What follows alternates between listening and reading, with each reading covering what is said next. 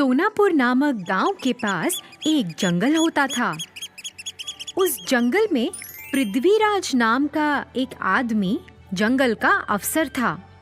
वह अपने परिवार के साथ जंगल में एक खूबसूरत बंगले में रहता था।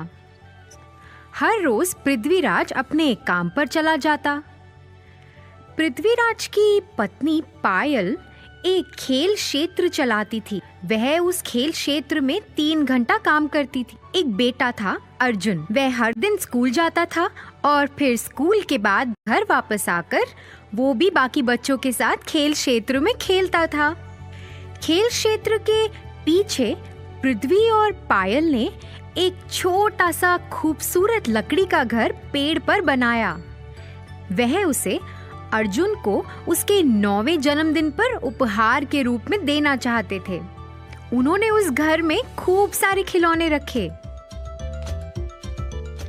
फिर जैसे ही एक दिन अर्जुन अपने स्कूल से घर आया, उसके माता पिता ने उसकी आंखों पर पट्टी बांध दी और उसे उस पेड़ के पास ले गए।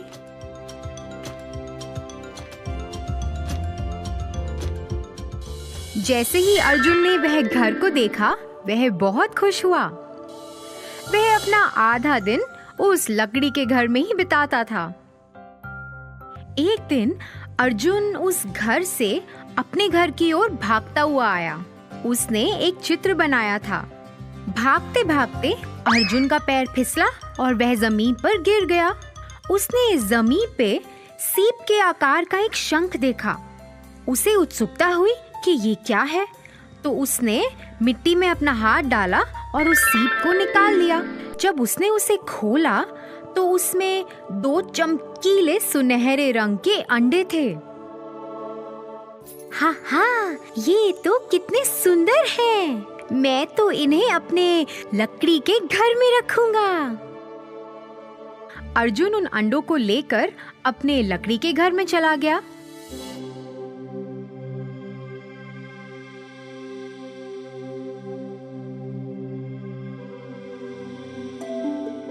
और उनके साथ खेलने लगा। जैसे ही वह खेल रहा था, अर्जुन की माँ ने उसे पुकारा। अर्जुन घबरा गया कि कहीं उसकी माँ को पता ना चल जाए और वो उसे डांटे ना। उसने फटाफट से उन अंडों को एक कपड़े के अंदर छुपा दिया और वहाँ से नीचे चला गया। फिर अगले दिन जब अर्जुन वापस उस लकड़ी के घर में आया, उसने उन अंडों को खोजना शुरू कर दिया। उसे ये देख के बहुत हैरानी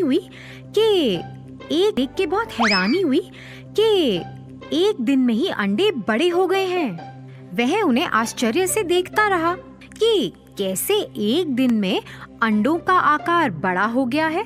देखते ही देखते अंडे दिन ब दिन बड़े होते गए। अर्जुन अब 11 साल का हो गया था और अंडों का आकार तो बहुत ही बड़ा हो गया। अर्जुन को ऐसा लगा कि अब तो उस लकड़ी के घर में इन्हें छुपाना नामुमकिन है। तो उसने सोचा कि अब वह उन अंडों को कहीं और जाके छुपाएगा।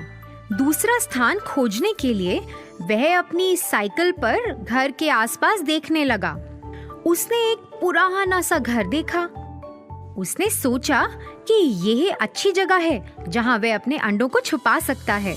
वह जल्दी अपने घर वापस आया, उन अंडों को लिया और जल्द ही उस पुराने बंगले की ओर चला गया। उसने उन अंडों को वहां छुपा दिया और उसके बाद वह वहां कभी नहीं गया।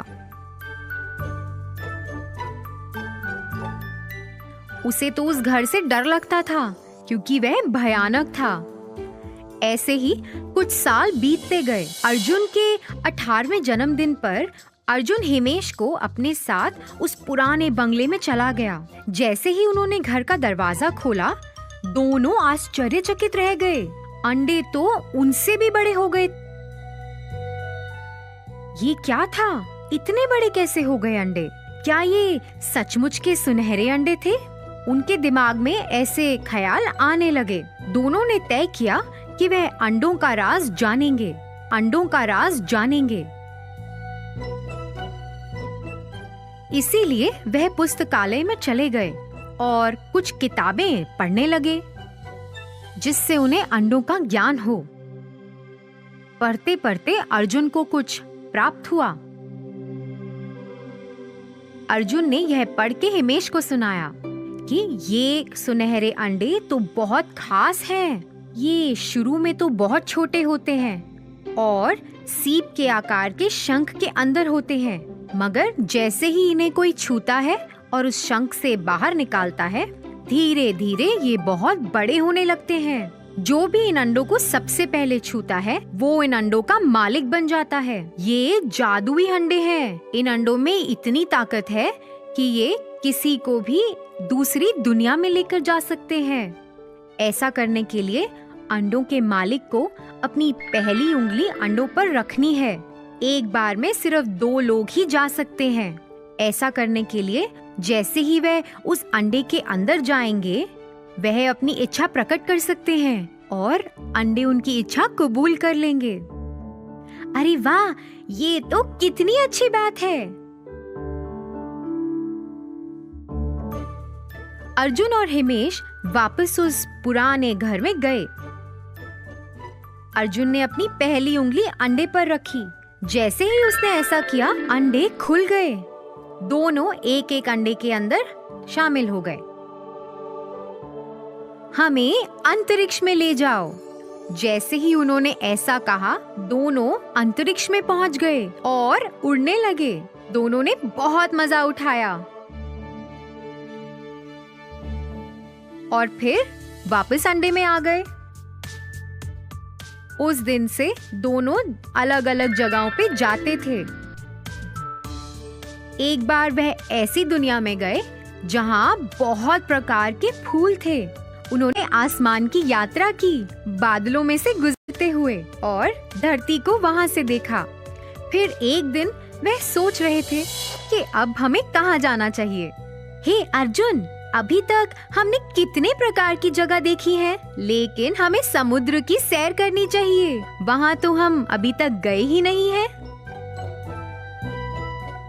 हाँ, लेकिन वहाँ हम ज्यादा देर तक रह नहीं सकते। हाँ, तो इसीलिए हमें वहाँ तैरना होगा। फिर हम समुद्र के अंदर की दुनिया को देख सकते हैं। प्यारे अंडे, हमें समुद्र के अंदर ले चलो।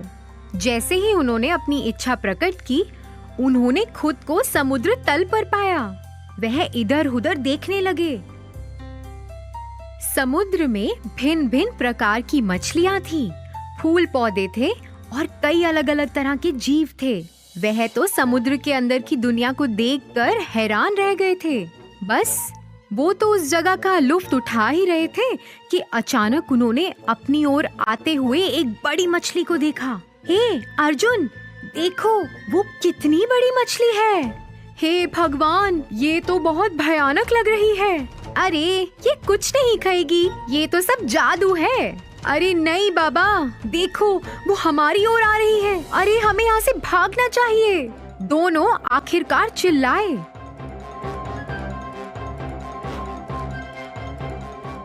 मेरे सुनहरे अंडे, मुझे यहाँ से वापस ले चलो। फिर जैसे ही उन्होंने ऐसा कहा, वह वापस अंडों के अंदर आ गए। उन्हें फिर एहसास हुआ कि जादू का तो इस्तेमाल करना उन्हें आ गया है, लेकिन उस जादू की मदद से उन्हें कहाँ-कहाँ जाना है, इसकी उन्हें अभी तक खबर नहीं है। उन्होंने कभी ऐसा सोचा ही नहीं था कि ऐसी भयानक घटना भी उनके साथ घट सकती है। दोनों ने ये तय किया कि अब वह उस जादू का इस्तेमाल नहीं करेंगे। उन्होंने उन सुनहरे अंडों को बड़े से कपड़े से ढक दिया।